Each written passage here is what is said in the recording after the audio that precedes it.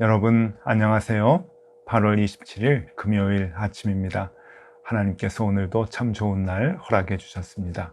말씀 보면서 기도하면서 하루 시작하도록 하겠습니다. 오늘 함께 볼 말씀은 미가서 4장입니다. 1절에서 8절까지의 말씀을 제가 봉독해 드리겠습니다. 끝날에 이르러는 여호와의 전에 산이 산들의 꼭대기에 굳게 서며 작은 산들 위에 뛰어나고 민족들이 그리로 몰려갈 것이라. 곧 많은 이방 사람들이 가며 이르기를 오라 우리가 여호와의 산에 올라가서 야곱의 하나님의 전에 이르자. 그가 그의 도를 가지고 우리에게 가르치실 것이니라. 우리가 그의 길로 행하리라 하리니 이는 율법이 시온에서부터 나올 것이요 여호와의 말씀이 예루살렘에서부터 나올 것임이라. 그가 많은 민족들 사이의 일을 심판하시며 먼 곳 강한 이방 사람을 판결하시리니 우리가 그 칼을 쳐서 보습을 만들고 창을 쳐서 낫을 만들 것이며 이 나라와 저 나라가 다시는 칼을 들고 서로 치지 아니하며 다시는 전쟁을 연습하지 아니하고 각 사람이 자기 포도나무 아래와 자기 무화과 나무 아래에 앉을 것이라. 그들을 두렵게 할 자가 없으리니 이는 만군의 여호와의 입이 이같이 말씀하셨음이니라. 만민이 각각 자기의 신의 이름을 의지하여 행하되 오직 우리는 우리 하나님 여호와의 이름을 의지하여 영원히 행하리로다. 여호와께서 말씀하시되 그 날에는 내가 저는 자를 모으며 쫓겨난 자와 내가 환난 받게 한 자를 모아 발을 저는 자는 남의 백성이 되게 하며 멀리 쫓겨났던 자들이 강한 나라가 되게 하고 나 여호와가 시온산에서 이제부터 영원까지 그들을 다스리리라 하셨나니 너 양떼의 망대요 딸 시온의 산이요 이전 권능 곧 딸 예루살렘의 나라가 내게로 돌아오리라. 아멘. 네, 오늘은 미가서 4장의 말씀을 우리가 함께 보았습니다.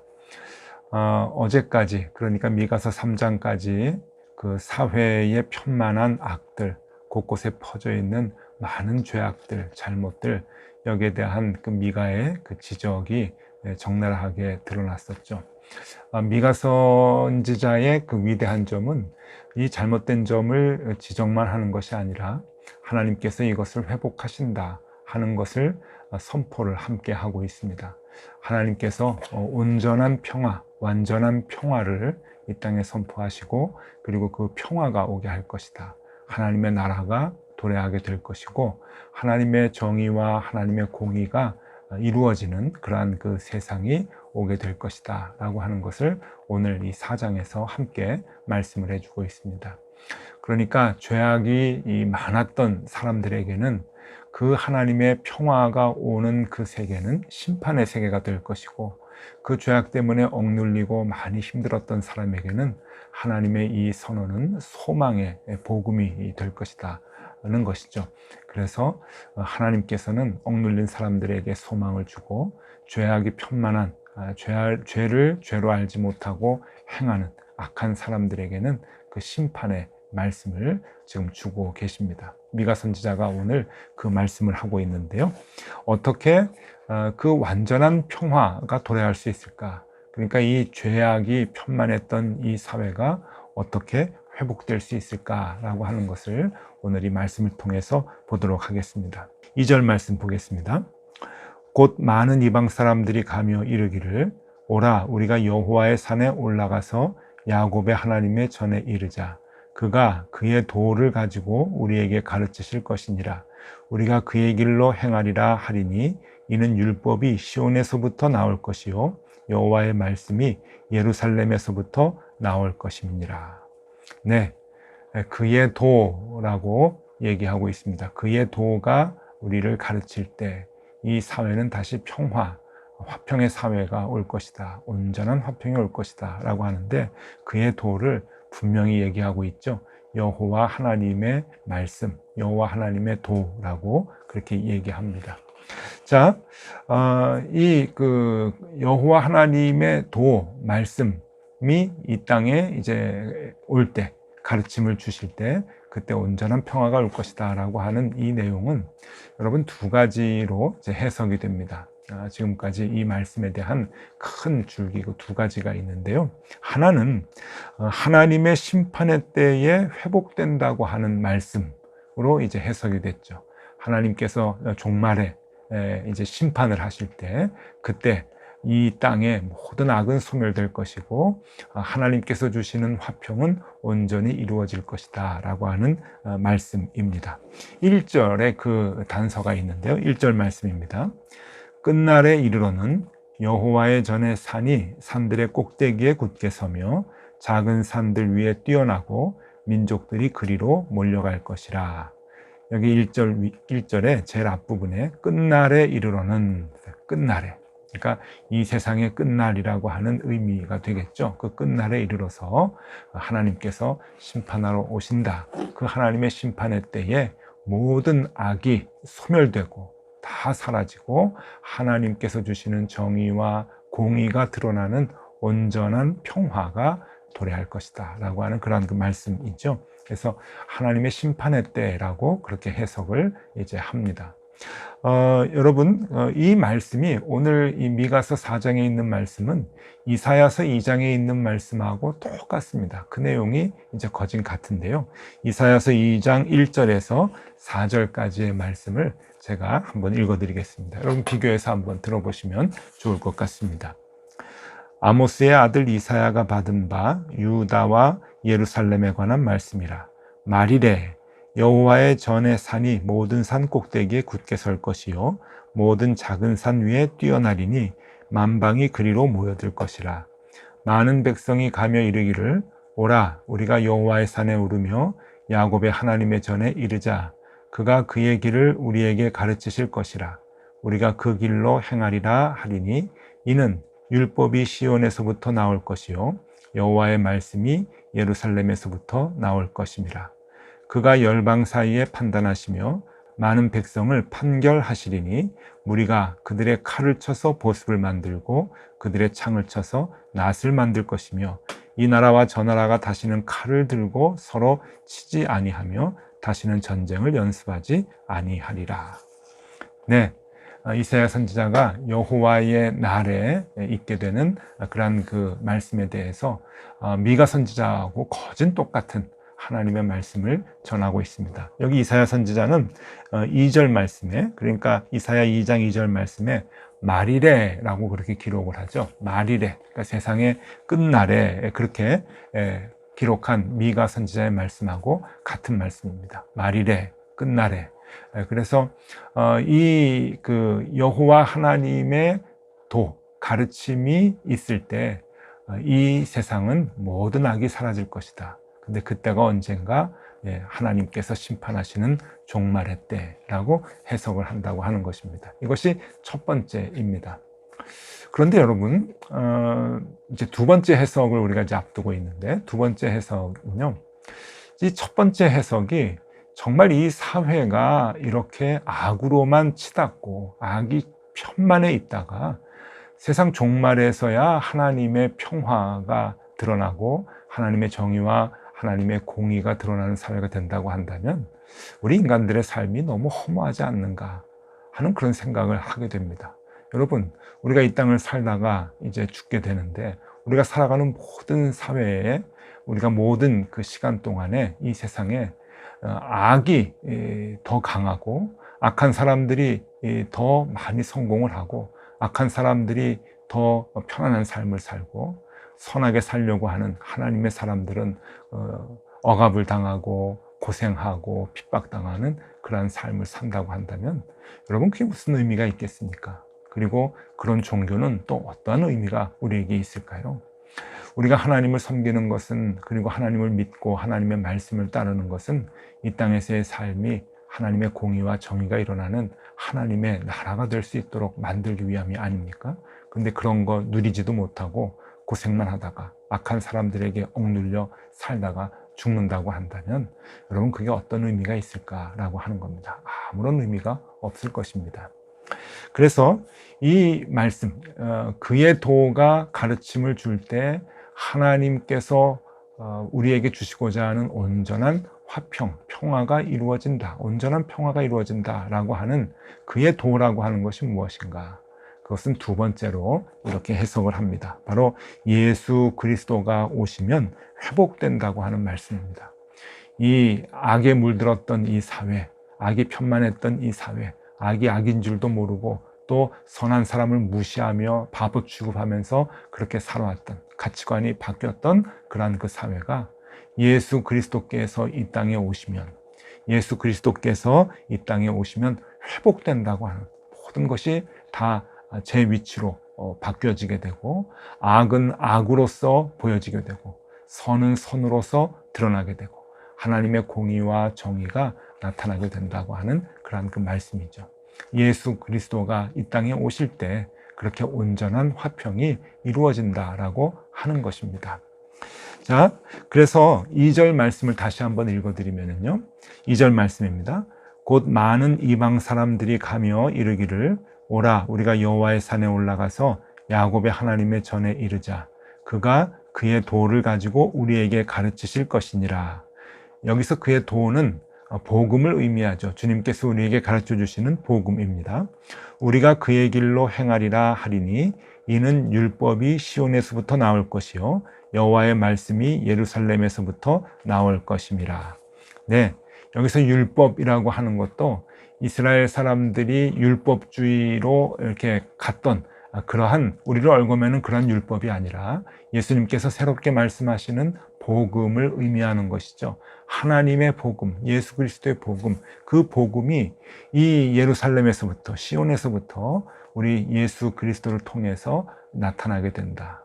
그럴 때 하나님의 나라가 도래하고 하나님의 정의와 하나님의 공의가 편만한 세상으로 바뀌게 된다라고 하는 것을 선포한다라고 하는 해석이죠. 여러분, 이 두 번째, 그러니까 예수 그리스도가 이 땅에 오셔서 우리에게 복음을 전해주실 때, 그리고 그 복음이 이 세상을 움직일 때, 그때는 악이 소멸되고, 그리고 여러분 완전한 평화, 화평이 이 땅에 임하게 된다라고 하는 것입니다. 그래서 3절의 말씀을 보면은요, 3절에 그 뒤에 어떤 변화가 있게 되는가? 그가 많은 민족들 사이에 이를 심판하시며 먼 곳 강한 이방 사람을 판결하시리니 무리가 그 칼을 쳐서 보습을 만들고 창을 쳐서 낫을 만들 것이며 이 나라와 저 나라가 다시는 칼을 들고 서로 치지 아니하며 다시는 전쟁을 연습하지 아니하고. 네, 주님께서 이 땅에 오셔서 복음을 선포하시고 난 뒤에 이 땅의 모습은 어떻게 되는가? 칼을 쳐서 보습을 만들고 창을 쳐서 낫을 만들 것이다 하는 겁니다. 여러분, 그 칼을 쳐서 보습을 만든다고 하는데 보습이 뭡니까? 이 보습은 쟁기이죠. 농사를 지을 때 많이 쓰는 쟁기입니다. 그리고 칼을 쳐서 낫을 만들 것이다. 추수를 하게 되는 그 낫. 우리가 농사를 지어서 소출을 얻고 그렇게 살아가는 정말 자신이 노력해서 먹고 사는 그러한 그 사회, 그리고 많은 사람들이 화평하게 살아가는 그러한 그 더불어 살아가는 그러한 사회를 우리가 만들게 된다라고 하는 것을 얘기해 주고 계십니다. 칼을 쳐서 보습을 만든다. 그리고 창을 쳐서 낫을 만든다. 이것은 상징적인 의미죠. 싸움이 없는 세계, 그리고 대결을 멈추는 세계, 그리고 경쟁을 하지 않는 세계. 그래서 서로 갈등을 일으키지 않고 분쟁을 일으키지 않고 서로 사랑하며 화평하며 살아가는 그러한 그 사회를 만들자고 하는 것이죠. 여러분, 이게 가능할까요? 여러분, 이게 우리가 살아가는 사회 속에서 이게 가능할까요? 여러분, 이 사진을 한번 좀 보시죠. 이 사진은 정말 말 그대로 칼을 쳐서 보습을 만드는 이 말씀을 가지고 만든 조형물입니다. 이 철로 만든 이제 조각이죠. 여러분, 이게 어디 있는가 하면은 미국 뉴욕에 있는 그 유엔 본부의 뜰에 있습니다. 유엔 본부에 이제 칼을 쳐서 보습을 만드는, 그러니까 전쟁을 하지 말자, 싸우지 말자, 대결하지 말자, 이제 우리가 화평하게, 그리고 열심히 농사해서 서로 나누어 먹는 그러한 사랑의 세계를 만들자라고 하는 의미로 이제 저렇게 하나님의 말씀을 기초로 한 조형물을, 조각을 만들어서 상징적으로 이렇게 놨죠. 여러분, 그럼에도 불구하고 사회는 여전히 대결과 분쟁과 싸움과 전쟁 속에 있습니다. 여러분, 이 땅에, 우리가 살아가는 이 땅에도 교회들이 많이 있죠.